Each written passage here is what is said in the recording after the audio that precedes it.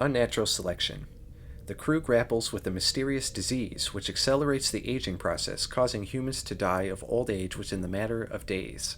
The Enterprise is going to rendezvous with a medical courier. Picard also wants to evaluate Dr. Pulaski. Wouldn't you do that before you assign them to work on your ship as the chief medical officer? They run into the supply ship, the USS Lantry, which is under distress, so they intercept. Worf says, "We have to board her, Captain." Which I'm surprised they hadn't done that already, since they always jump headfirst into these totally unknown situations without a second thought.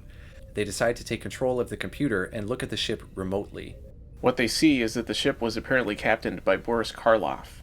Everybody on board appears to have died of old age. I was already not excited for this episode. I was impressed that Pulaski can do medical scans of the bodies from the Enterprise. The only indicator of any medical issues was one of the crew members had the flu.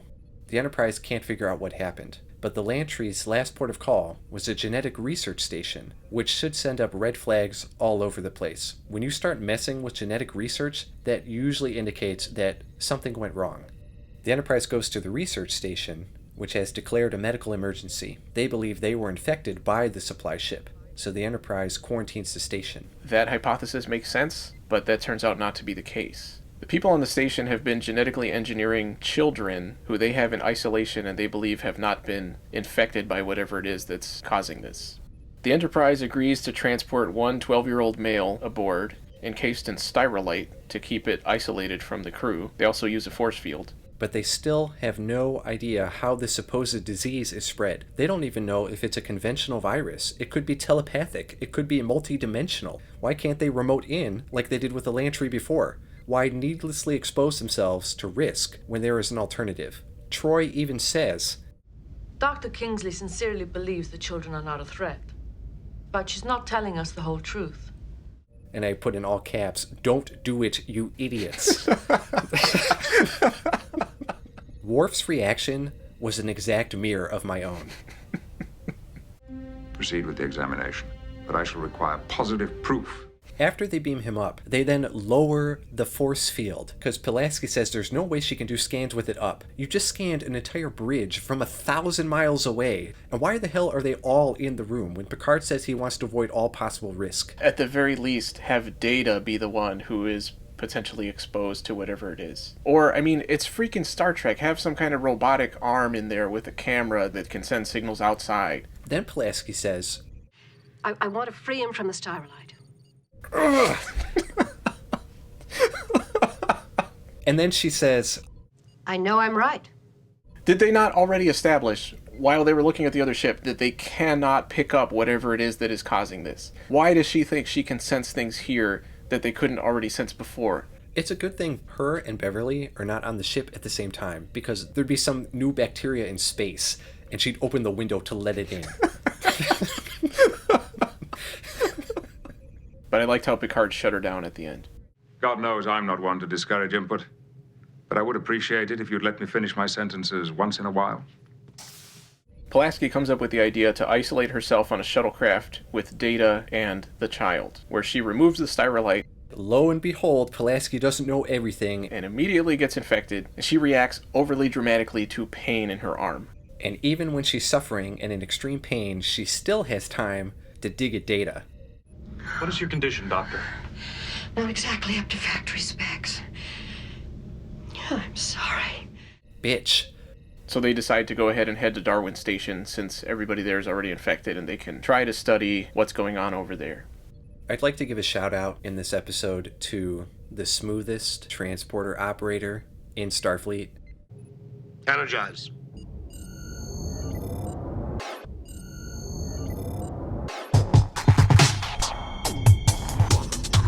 What a badass. They're bringing O'Brien into staff meetings now, which is great, especially since they have so many transporter-related mishaps. And what do you know, Chief O'Brien provides a transporter solution to the entire problem. Transporter Chief is either the best job or the worst job, because if something goes wrong, you can just be honest and say, I have no idea what's happening, because that's what happens anyway. But most of the time, you're just sitting there not doing anything. It turns out the kids are the cause of the disease when they were exposed to the one guy's flu virus. Their immune systems don't wait for a disease to attack the body. It would seek out an airborne virus and destroy it. Destroy it? How exactly? The antibody would adapt itself to alter the genetic code of the virus. What are the parameters of what the antibodies consider dangerous viruses or dangerous microorganisms? The answer, we find out, is that they apparently don't have any parameters and they're just going to attack everybody. Dr. Kingsley, the scientist who created these children, she doesn't seem to think about the most basic things that she needs to think about. She seems like the worst scientist that has been in this show up to this point. I hate her so much. It's a good idea in theory if they could make sure that the antibodies were targeting specific known threats.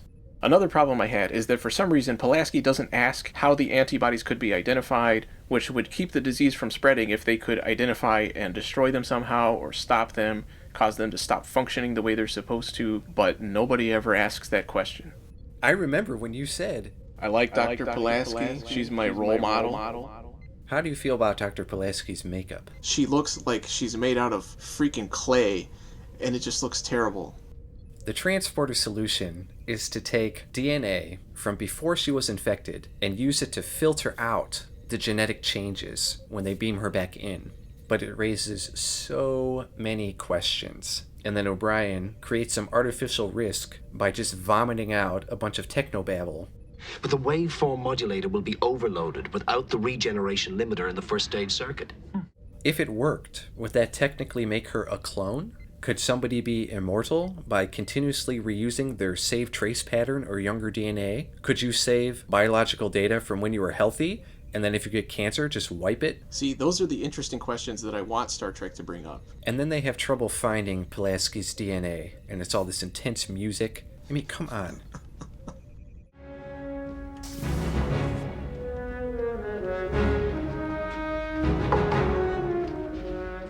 When they start the process, O'Brien gives even more artificial risk by saying, This modification's one way only. If it doesn't work, we won't be able to reverse transport the Doctor back to the planet. So Picard opts to operate the transporter himself, but O'Brien even has to instruct Picard before he starts, which means that O'Brien would be a way better choice. And if Picard is trying to take the responsibility off of his shoulders, O'Brien is still the one that came up with the idea and set everything in motion.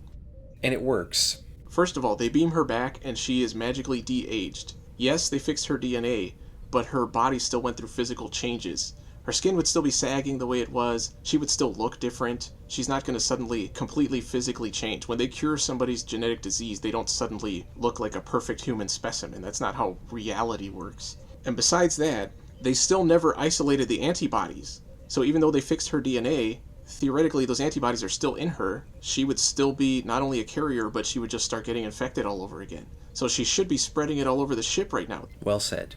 I hate this episode so much. Unnatural selection.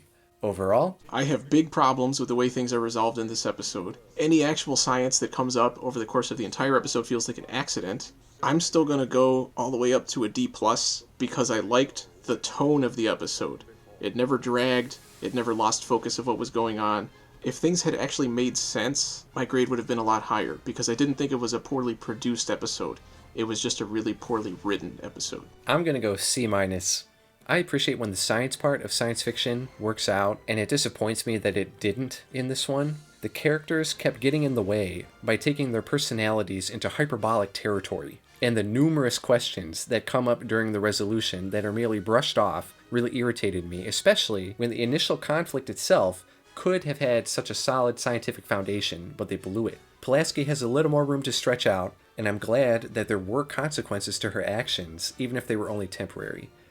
The episode could have been a lot better, but it did inspire me to become a scientist and grossly mismanage any project that I'm put on.